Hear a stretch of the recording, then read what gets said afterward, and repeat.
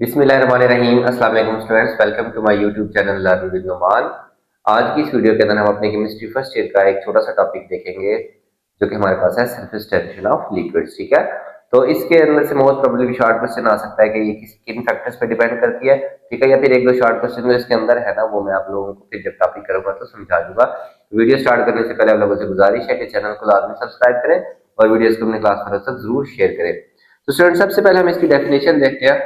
वैसे केमिस्ट्री में ये रेयर होता है कि आपसे डेफिनेशन डायरेक्टली पूछ ली जाए। बेसिकली तो केमिस्ट्री में टेढ़े मेढ़े सवाल ही आते हैं जितने भी पेपर में। ठीक है, अच्छा अब सरफेस टेंशन नाम बताना है कि ये कौन सा फिनोमेना है जो लिक्विड के सरफेस पे होगा। ठीक है, कहाँ पे होगा कि जहां पे लिक्विड एंड हो रहा होगा। जैसे हमारे पास एक तालाब है, वहां पे जब एंड हो रहा होगा उसका, ठीक है, मतलब उसका सरफेस है, वहां के ऊपर ये फिनोमेना हो रहा होगा। ठीक है, सरफेस के करीब।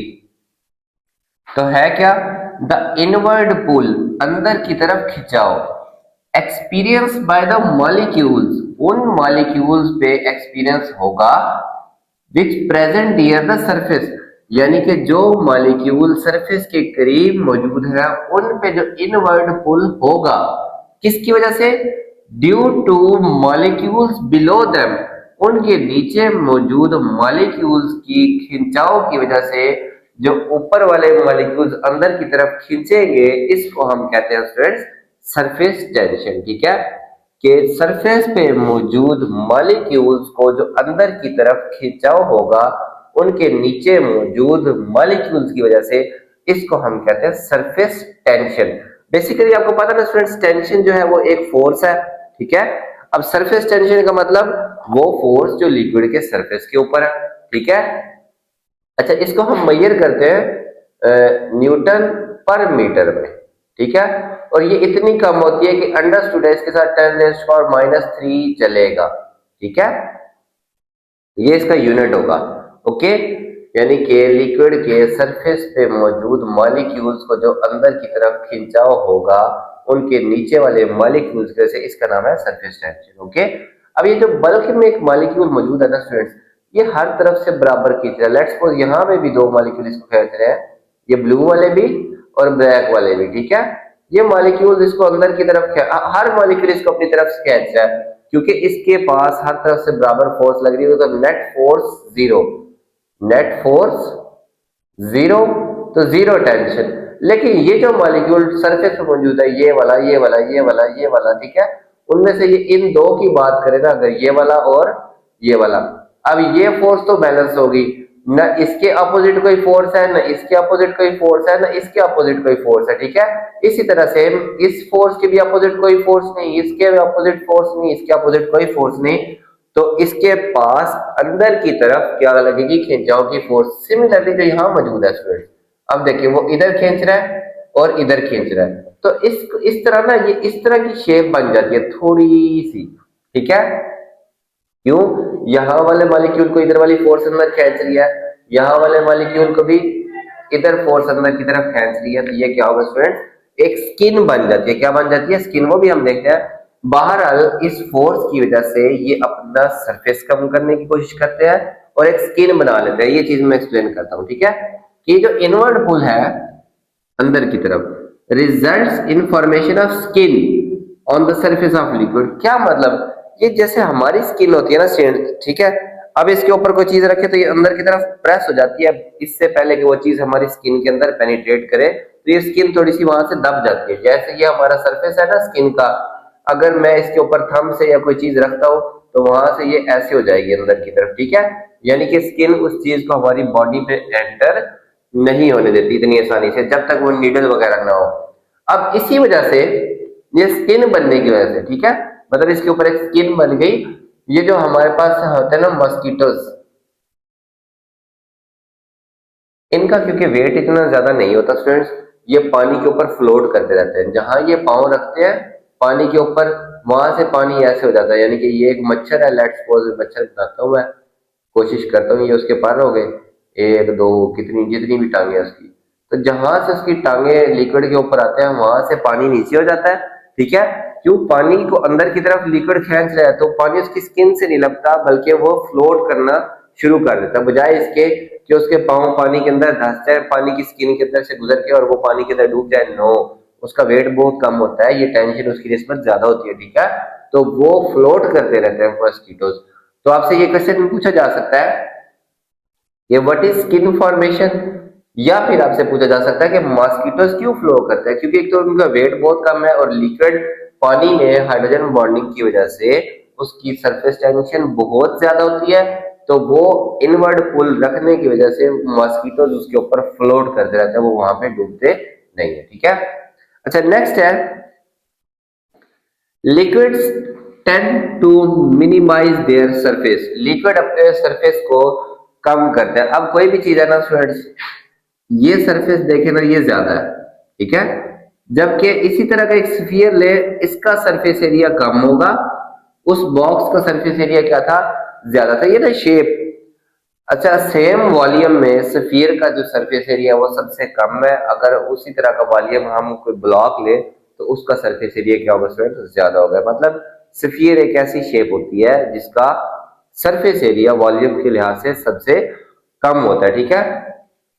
तो ये इनवर्ड पुल की वजह से लिक्विड क्या करते हैं, अपना सरफेस एरिया कम करते हैं। सरफेस एरिया का क्या मतलब, ये एक चीज है हर तरफ से ये अंदर खींच रही हो, ठीक है।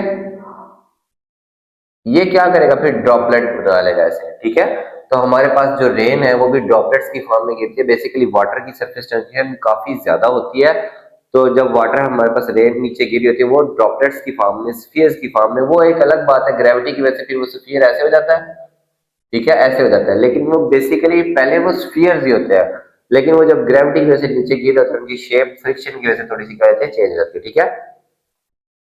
तो हमसे सेकंड शॉर्ट क्वेश्चन क्या पूछा जा सकता है कि why liquids form droplets in the form of sphere. कि स्फीयर या ड्रॉपलेट्स क्यों बनते हैं, क्योंकि हर लिक्विड की ख्वाहिश होती है कि वो अपना सरफेस एरिया क्या कर ले, कम कर ले। उस लिक्विड की ख्वाहिश होगी जिसकी सरफेस टेंशन क्या है स्टूडेंट्स, ज्यादा है। तो वो हर तरफ से खींच रहा होगा तो वो गोल हो जाएगा, स्फीयर बना लेगा, ठीक है।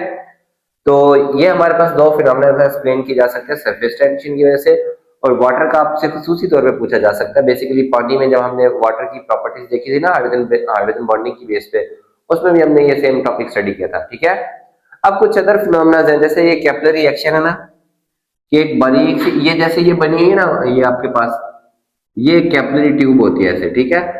तो अगर इसको हम लिक्विड के सरफेस पे रखें तो जिस लिक्विड की इसके साथ अट्रैक्शन ज्यादा होगी वो इसके अंदर राइज हो जाएगा, ठीक है। और जिस लिक्विड का अपने अंदर पुल ज्यादा होगा वो इस कैपिलरी ट्यूब के अंदर, ये कैपिलरी ट्यूब है स्टूडेंट्स, लेट्स सपोज ये कैपिलरी ट्यूब है, ठीक है। इसको मैं यहां से उठा के ना पानी के सरफेस पे रखता हूँ ऐसे, पानी के अंदर डिप करते हैं तो पानी कुछ ना कुछ इसके अंदर चढ़ जाएगा, ठीक है, खुद ब खुद राइज हो जाएगा। इसको कहते हैं कैपिलरी एक्शन।